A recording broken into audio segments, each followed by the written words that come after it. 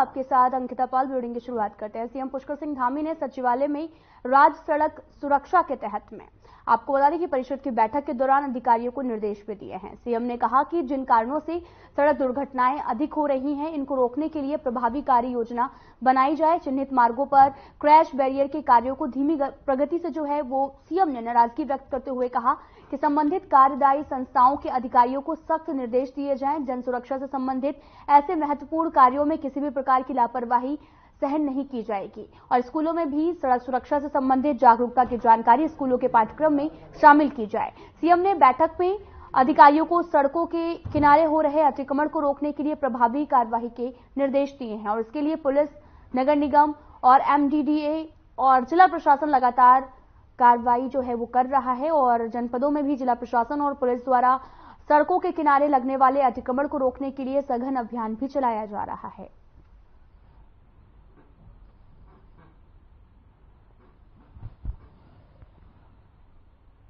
आपको बता दें कि अधिकारियों को दिशा निर्देश भी दिए गए हैं। खबर देहरादून से है, जहां पर रोड सेफ्टी, सड़क सुरक्षा को लेकर कड़े निर्देश दिए गए हैं। सीएम ने सड़क सुरक्षा की बैठक बुलाई और यहां पर अधिकारियों को निर्देश भी दिया गया और जो भी कार्य जो है वो धीमी गति से चल रहा है, जिसको लेकर ये बैठक आयोजित की गई और फटकार भी लगाते हुए सीएम दिखाई दिए।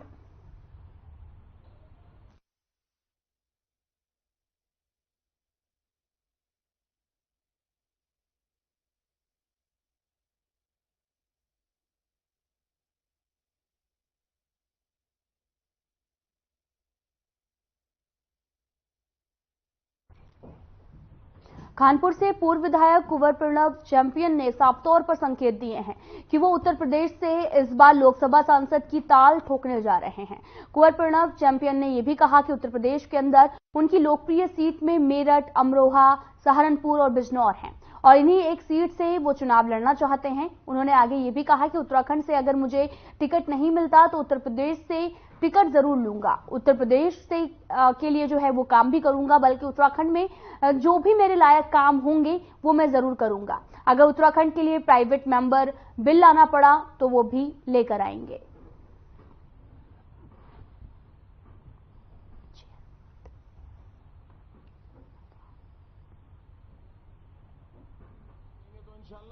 जहां से जीत रहे बहुत बड़ा काम,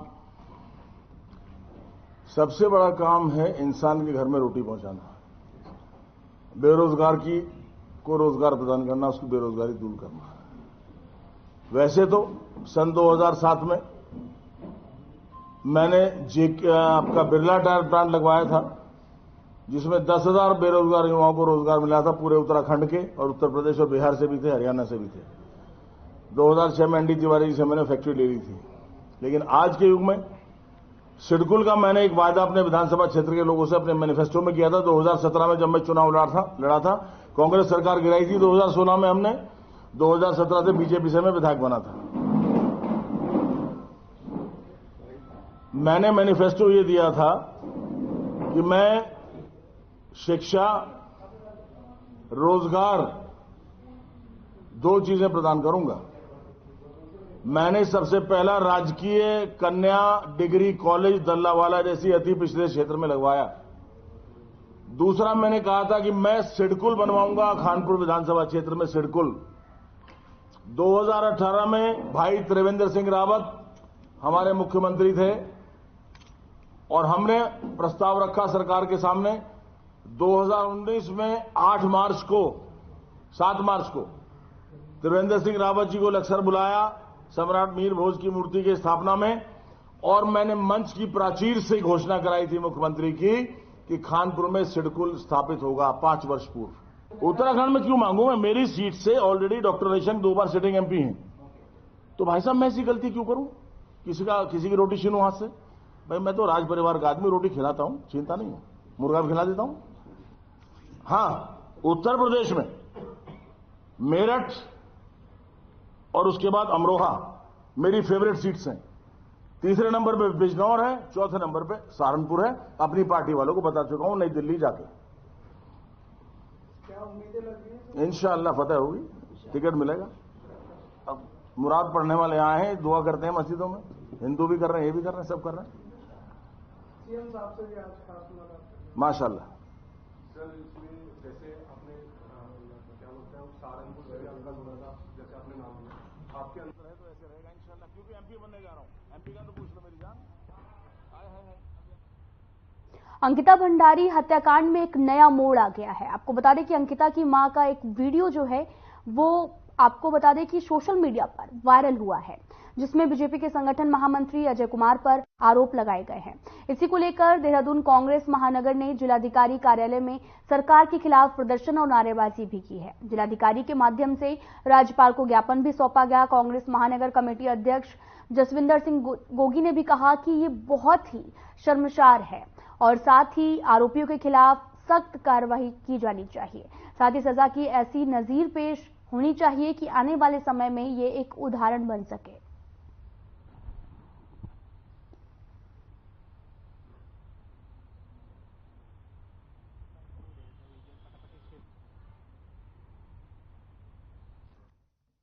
देखिए, आज हमने राज्यपाल महोदय को ज्ञापन दिया है।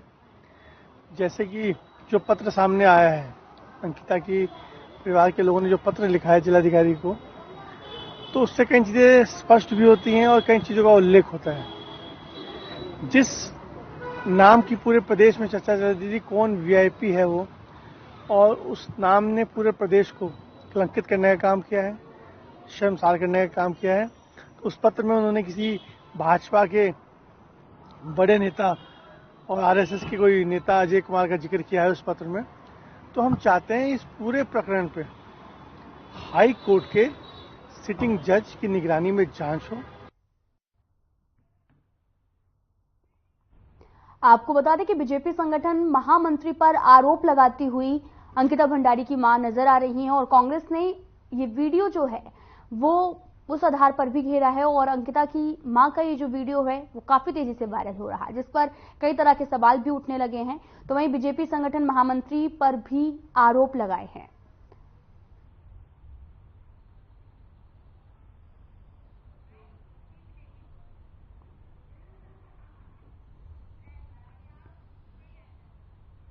विकासनगर के कालसी क्षेत्र में नशे की रोकथाम के लिए महापंचायत का आयोजन किया गया। महापंचायत में जौनसार बाबर के 39 खेतों के सियारण और साथ ही जनप्रतिनिधियों ने हिस्सा लिया और इस दौरान एसडीएम कलसी सिंह सहित जो है आपको बता दें कि पुलिस के आला अधिकारी भी महापंचायत में मौजूद रहे। पंचायत के दौरान लोगों ने अपने सुझाव अधिकारियों के सामने रखे। महापंचायत में पहुंचे पूर्व जिला पंचायत अध्यक्ष चमन सिंह और विकासनगर विधायक मुन्ना सिंह चौहान ने नशे के प्रति चिंता जाहिर करते हुए कहा कि नशा पूरे देश को सबसे बड़ी समस्या बना हुआ है, जिसे लेकर केवल पुलिस प्रशासन पर ही निर्भर न रहकर आम जनमानस को जागरूक होते हुए इसके खिलाफ एकजुट होकर खड़ा होना पड़ेगा।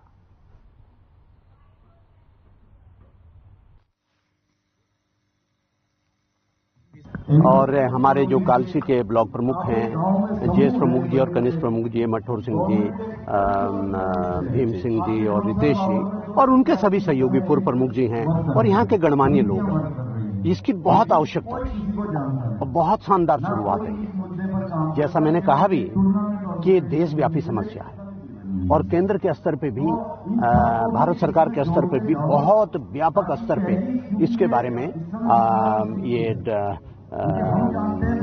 नारकोटिक्स के और ये साइकोट्रॉपिक सब्सटेंसेस एक्ट को कंट्रोल करने के लिए और इसका उन्मूलन के लिए अभियान चल रहा है। लेकिन इस सच्चाई को स्वीकार करने में कोई हर्ज नहीं है। हाँ, देखिए, यहाँ महापंचायत में यहाँ के प्रबुद्ध जनों ने हम लोगों को आमंत्रित किया था, तो ये विचार साझा हुए हैं, उनके सुझाव हमने लिए हैं और अपने जो हमारी अपील है उनसे वो हमने बताई है। माननीय मुख्यमंत्री का जो मिशन है ये ड्रग्स फ्री देवभूमि, जो कि हमें 2025 तक इस टारगेट को अचीव करना है, उसी सिलसिले में मैंने सभी लोगों से यहाँ आग्रह किया कि आप हमें जो भी यहाँ पे नशा कर रहा है या करवा रहा है उसकी ठोस सूचना हमें दें, हम उस पर कार्रवाई करेंगे और कोई भी इससे बच नहीं पाए।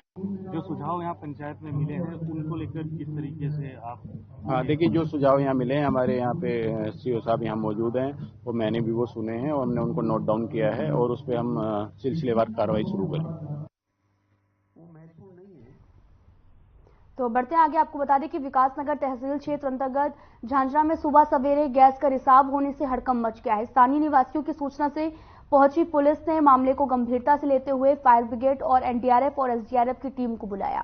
वहीं स्थानीय लोगों को गैस से सांस लेने में दिक्कतों का सामना करना पड़ा।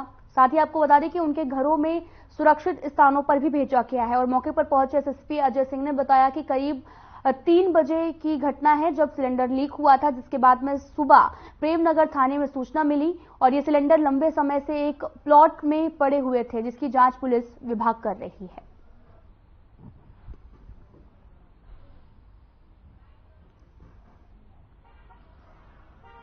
में झाझरा पड़ता है, यहाँ पर एक प्लॉट में गैस रिसाव की सूचना प्राप्त हुई थी रात्रि 3 बजे।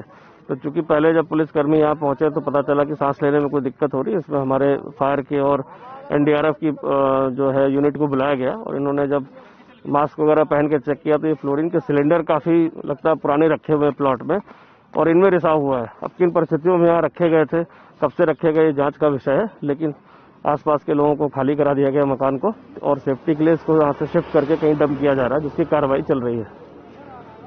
देखिए, यहाँ पे क्लोरीन गैस रिसाव की सूचना आई थी, उसके रेस्पॉन्स में सभी लोग यहाँ पर मौजूद हैं। एसडीआरएफ भी है, फायर सर्विस भी है और जिला पुलिस से भी सभी लोग यहाँ पर हैं। और उसी क्रम में यहाँ पर जो भी यहाँ से आपसी उससे जानकारी करने के बाद क्लोरीन गैस को न्यूट्रलाइज करने के लिए जो भी कार्रवाई की गई है वो कर दी गई है। लोगों को आसपास चेतावनी दे दी गई है और उनको यहाँ से खाली करा दिया गया है ताकि किसी को कोई नुकसान न हो। अभी तक कोई ऐसी घटना आई है सामने जो लोग बीमार हुए हैं, जिससे सांस लेने में दिक्कत हो रही है, जिसे एम्बुलेंस के अस्पताल भेजा गया हो? नहीं, अभी ऐसी कोई घटना हमारे पास सूचना नहीं है। सर, एहतियात के तौर पर आगे क्या किया जाएगा सर? हाँ, देखिए, एहतियात के तौर पे अभी उसका लीकेज हम देख रहे हैं कितना निकल रहा है, कितनी देर तक निकल सकता है और उसी के उस पर फिर हम कोई सोल्यूशन निकाल के उसको एक्सपर्ट्स की राय लेने के बाद उसका कोई सोल्यूशन निकाल के उसको न्यूट्रलाइज किया जाएगा। सर, एक्सपर्ट से पूछा गया हो क्या किस तरह की सुरक्षा का इंतजाम किया जाएगा, क्या इसका असर होने वाला है, कितना घंटा इसका असर रहेगा? देखिए, वो अभी एसेस कर रहे हैं सिचुएशन को, उसके बाद वो अपने ओपिनियन देंगे।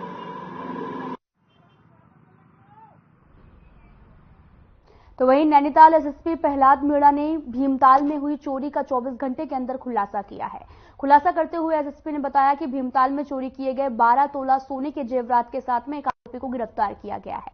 पकड़ा गया शातिर चोर भवाली का रहने वाला आकील है और बरामद किए गए सामान की कीमत 12 लाख रुपए बताई जा रही है।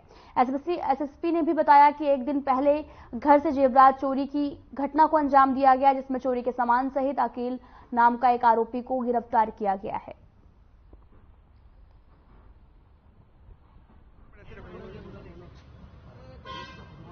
देखिए, कल भीमताल क्षेत्र में एक चोरी हुई थी, जिसमें किसी घर से 12 तोला सोना जो है वो एक चोर के द्वारा चोरी किया गया था। इसमें भीमताल पुलिस के द्वारा तत्काल एफआईआर पंजीकृत कर और 12 घंटे के भीतर चोरी का खुलासा किया और इसमें पूरा जो 12 तोले है वो 100% रिकवरी जो हमारी भीमताल थाने की पुलिस की टीम है उसके द्वारा किया गया। इसमें एक अभियुक्त को गिरफ्तार किया है और उसके कब्जे से सोना जो है वो बरामद कर लिया गया। हमारी जो टीम है उसको इस कार्य के लिए मेरे द्वारा 2,500 रुपए का इनाम दिया जाएगा। अभियुक्त कहाँ के रहने वाला है? अभियुक्त यहाँ हल्द्वानी का रहने वाला है और ये जो है भीमताल क्षेत्र में किसी को परिचित हो तो इस तरीके से वहां पर पहुंचा। ऋषिकेश में शहर के तमाम व्यस्त रहने वाली सड़कों पर आवारा सांडों का कहर फिर से देखने को मिल रहा है। जगह जगह आवारा सांड जो है वो आपस में लड़ते हुए दिखाई दे रहे हैं, जिनसे लोगों की जान को खतरा बना हुआ है। आवारा सांडों को शहर से बाहर करने की मांग को लेकर स्थानीय लोगों ने, आपको बता दें कि लोगों ने मांग जो है वो पूरी नहीं होने पर नगर निगम के खिलाफ प्रदर्शन किया और आंदोलन करने की चेतावनी भी दी है। पिछले कुछ दिनों से शहर में आवारा सांडों की संख्या फिर से तेजी से बढ़ने लगी है और साथ ही आपको बता दें कि आवास विकास कॉलोनी से हरिद्वार रोड को सब्जी मंडी हो या फिर एम्स, हर जगह सांडों का जो आतंक है वो काफी ज्यादा देखने को मिलता है। फिर साथ ही आपको बता दें कि व्यस्त रहने वाली त्रिवेणी और घाट पर भी जो रोड है वो सभी जगह पर आवारा सांड आसानी से देखे जा सकते हैं। आप तस्वीरें भी देख सकते हैं और ये आवारा सांड ज्यादातर आपस में लड़ते हुए नजर आते हैं, जिसकी तस्वीर कैमरे में कैद की गई है। समय समय पर आवारा सांडों को शहर से बाहर करने की मांग उठती रही है, लेकिन शहरवासियों की मांग कभी भी पूरी नहीं हुई है।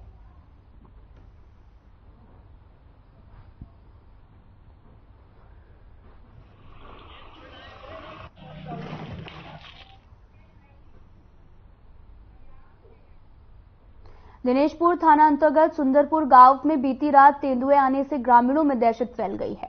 आपको बता दें कि ग्रामीणों के अनुसार तेंदुए गांव के बीचों बीच से होता हुआ एक ग्रामीण के गौशाला में जाकर घुस गया है। तभी गौशाला मालिक को पता चला कि गौशाला मालिक का पूरा परिवार घबराकर चिल्लाने लगा और तभी तेंदुआ गांव की दूसरी तरफ भाग निकला और इस दौरान पूरे गांव में अफरा तफरी का माहौल बना हुआ है।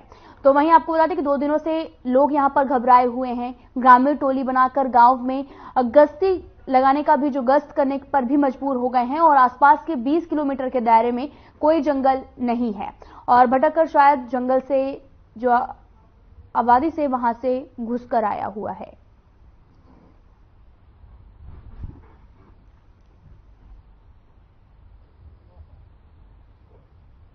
यहाँ से तरसू रात में आके हमारे यहाँ से बच्चा ले गया। कौन ले गया बच्चा? तेंदुआ शेर। देखा था आपने? हाँ, इसका पैर का निशान सब पड़ा है। मैं जब बाहर निकली तो देखा मैं तेंदुआ बैठा था। वो देख के मैं डर गई। फिर मैं अंदर आके सबको बताया, सब गए थे देखने, मिला तो नहीं, वो भाग गई। कितने बजे की घटना है? ये 8 बजे की। 2 रात से इतना परेशान हूँ कि कहने लायक नहीं। तेंदुआ जो बाघ है, शेर, ये आ रहा है और परेशान कर रहा है। अब ठंड का मौसम है, कहाँ तक भगाते फिरे। लोगों कितने दिन से परेशान कर रहा है? 2 दिन से हो रहा है। कल रात को, इससे पहले रात को, इससे पहले और कहीं था कि नहीं था, ये हमें क्या पता है। क्या कुछ नुकसान कर रहा है? नुकसान अभी तक किया नहीं है। अगर दिखाई दे रहा है हम लोगों को, अगर कोई नुकसान हो जाए।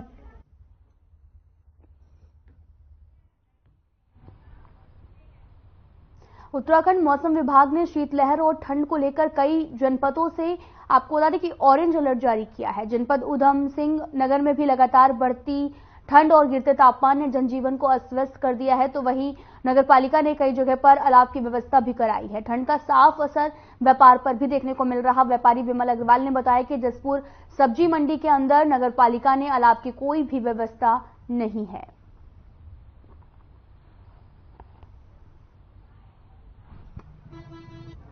जसपुर के स्थानीय स्थिति का तो मुझे अवलोकन नहीं है, मगर यहाँ सब्जी मंडी के अंदर यहाँ अभी तक नगर पालिका के द्वारा एक भी अलाव की व्यवस्था नहीं की गई है। यहाँ जो दुकानदार भाई हैं वो अपने स्तर से कुछ जला लेते हैं तो हो जाता है, मगर अलाव की व्यवस्था यहाँ नगर पालिका के द्वारा नहीं है। नगर पालिका की दृष्टि में शायद इस क्षेत्र में ठंड उत्पन्न नहीं हुई है अभी।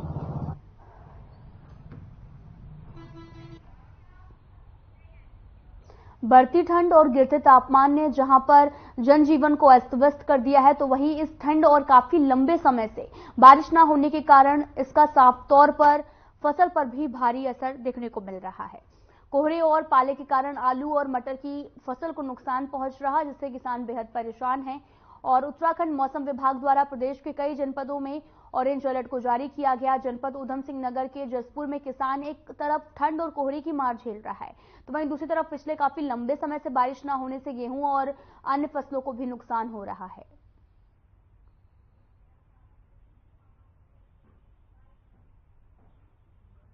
गेहूं है, ऊंचे के मटर है, आलू है, लाही है, ये नुकसान है बारिश ना होने से।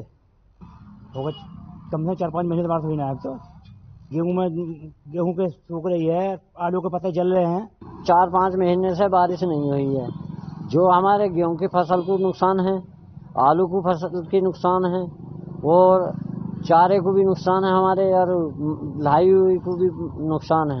ये हमारी ये मटर को भी नुकसान है। ये इससे पाले से, सूखे पाले से जलती है। किसानों की ओर को सरकार ने हमारी किसानों की ओर को ध्यान देना चाहिए। बारिश ना होने की वजह से गेहूं की फसल जो है खराब होती जा रही है, ऊपर उठती जा रही है, जिसमें कि सही करके जो मेड़ा नहीं मार रहा। मटर हुआ, लाई है, बरसीन की फसल। ठंड होगी तो बढ़िया होगा ना, फसल कहाँ हो रही है। बरसात हो जाए तो थोड़ी फसल भी अच्छी हो जाएगी। इनको देना चाहिए, तरफ ध्यान देना चाहिए।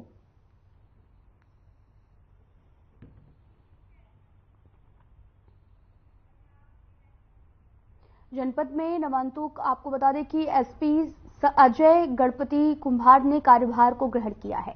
चंपावत पहुंचने पर पुलिस लाइन में उनका स्वागत किया गया और लाइन में प्रेस वार्ता करते हुए एसपी ने कहा कि नशा तस्करी को रोकना और अन्य अपराधों को रोकना और पूर्णगिरी मेले को शांतिपूर्वक संपन्न कराना प्राथमिकता रहेगी। आपको बता दें कि नशा मुक्त चंपावत की बात भी कही है और साथ ही पुलिस लाइन में प्रेस वार्ता का आयोजन भी किया और साथ ही कहा कि चंपावत में मादक पदार्थों की तस्करी के कई मामले सामने आते हैं। उन्होंने बताया कि जिले में मादक पदार्थों की तस्करी की रोकथाम की जाएगी और बताया ये भी जा रहा है कि जो भी लोग इस काम में लिप्त होंगे उनकी काउंसलिंग करते हुए इसे रोकने का प्रयास भी किया जाएगा। अंतर्राष्ट्रीय सीमा पर मानव तस्करी रोकने के लिए कड़े कदम भी उठाए जाएंगे।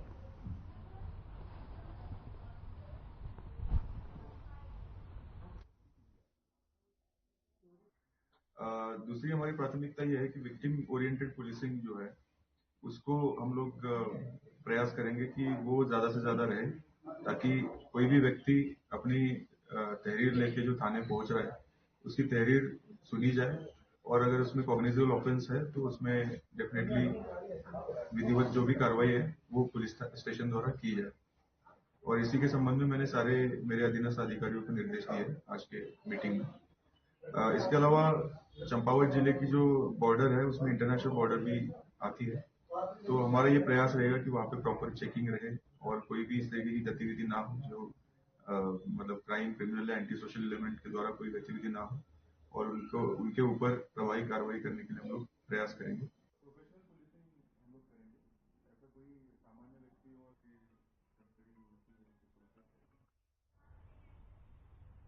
जौनसार बाबर जनजातीय कल्याण समिति दिल्ली द्वारा पौष त्योहार और वार्षिक मिलन समारोह का आयोजन किया जा रहा है। यह आयोजन गाजियाबाद कमला नेहरू नगर सेक्टर 19 स्थित एनडीआरएफ के विशाल प्रांगण में हुआ, जिसमें समिति के चेयरमैन और आईआरएस रतन सिंह रावत, समिति अध्यक्ष और खाद्य विश्लेषक दिल्ली सरकार विद्यादत्त जोशी सहित तमाम लोग उपस्थित रहे। विशिष्ट अतिथियों ने भी समिति द्वारा प्रकाशित 2024 के साथ साथ केशर सिंह राही द्वारा रचित हिमाचल और अचल के कुमायूं गढ़वाल और जौनसार की पौराणिक वीर गाथाओं पर रचित पुस्तक हारून का विमोचन भी किया है।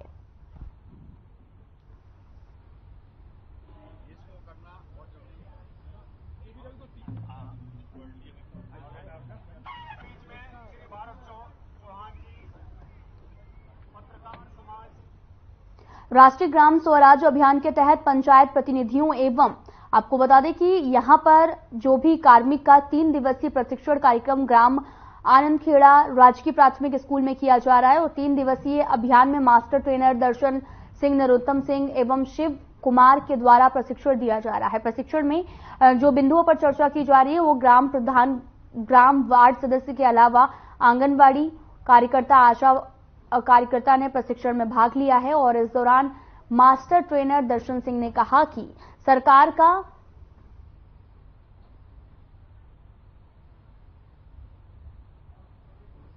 प्रशिक्षण कार्यक्रम है, सरकार के द्वारा किए गए कार्यों को आम जनमानस तक पहुंचाने का लक्ष्य है और ग्राम प्रधान इंद्रपाल सिंह ने कहा कि इस तरीके का कार्यक्रम बीच बीच में होना चाहिए।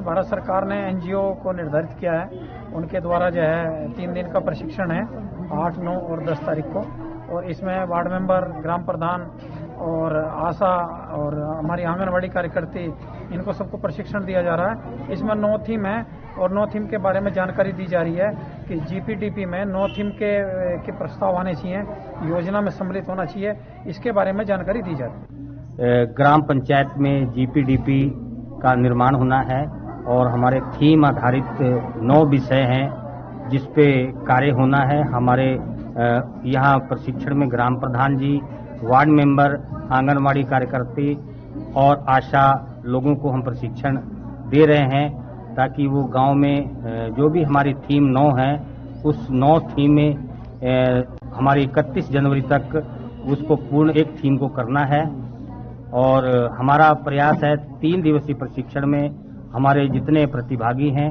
उनको ज्यादा से ज्यादा हम इस विषय। फिलहाल इस वीडियो में इतना ही। नमस्कार।